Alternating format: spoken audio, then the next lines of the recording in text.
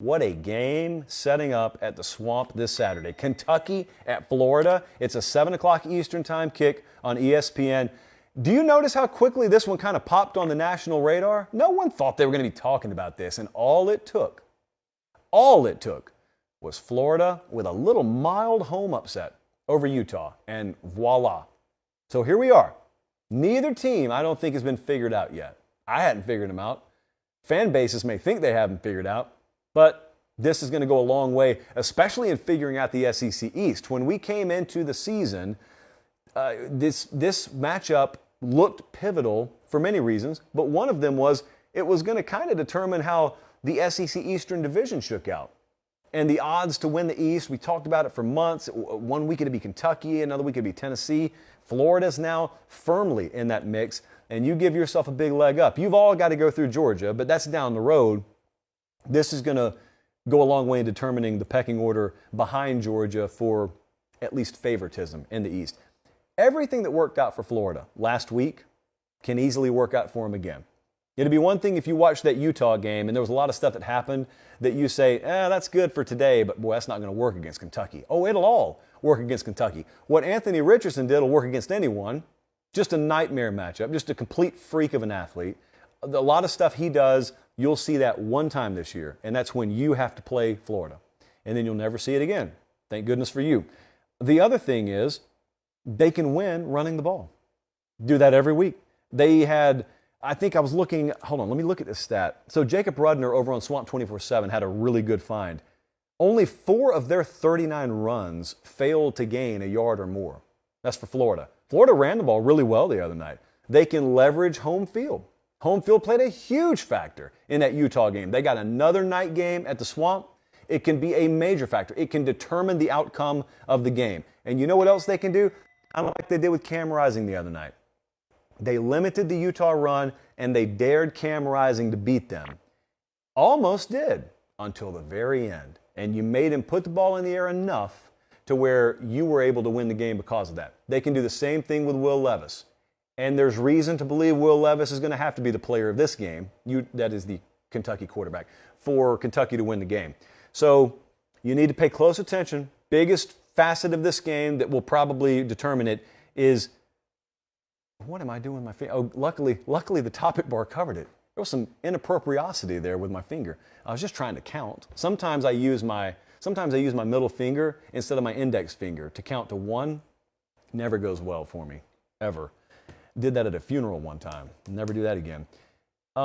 Florida against the Kentucky run. I want you to think about this for a second. They look last week and they see on the surface a comfortable Kentucky win over Miami of Ohio.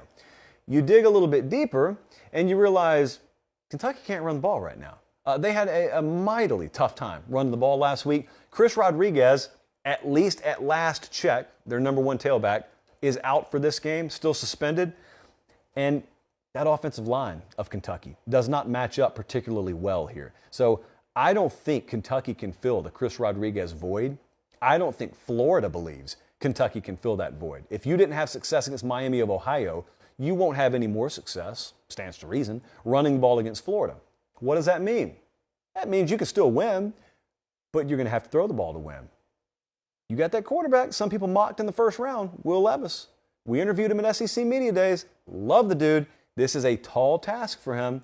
A disproportionate amount of this load is going to fall on his shoulders. That's why he's there. That's why he transferred to Kentucky. That's why he's starting. Second thing, pay attention to Kentucky's defensive approach. Because they can choose to stack the box. They can choose to look at Anthony Richardson in this Florida run game and say, if they beat us, it's not going to be that way. We ourselves are going to make Richardson throw the ball to beat us. Now, I have full confidence he can do it. How willing is Billy Napier to let him put the ball in the air? We've seen many a time, especially when a quarterback gets a ton of accolades for the first time and you win a big game, the following week, those balls just sail a little bit. There are one too many ill-advised decisions, and I would not be surprised if that Kentucky coaching staff were in Lexington as we speak saying, let's see if he'll give that game to us. You know, let's play sound. Let's make him drive the length of the field. Let's take away as much of that run as we can. If we got to dedicate an extra hat to the box, so be it. Let's see what he does. You know, he's a great athlete. If he beats us, he beats us. But let's make him beat us with his arm. Let's see if he'll give us the ball a time or two. So let's take a look at what the model thinks here. The Vegas number right now, Florida -5. And I looked at that one last week, and I want to say 3. I want to say it was around 3. So this one's jumped up just a little bit too. If you're interested in such things, money line, Kentucky plus 1.75 or 175, not 1.75. Those are like the British odds. Florida -210. The model on this one is Florida -4. So we're a little bit short of the actual Vegas number. However, I was looking at this a little bit deeper today. I think our Kentucky power rating still factors in Rodriguez, and he's not playing. So that's a manual adjustment that I have to make that's really not included in the model number I gave you. The second thing, and the reason I'm going to take Florida to win and cover this game, is they are probably a team that qualifies as being in ascension mode. We say that sometimes about teams. That's just when a team is on the climb and we really don't have a good grasp of what their ceiling is. And this Florida team this year, they're still pretty healthy. So any depth concern hasn't hit them yet. And secondly, they've got a quarterback that is such an enigma from a point spread perspective. I don't think anyone's properly capped him and valued him. So I think that even though the model says Florida -4, I think it should be more about 6, 6.5.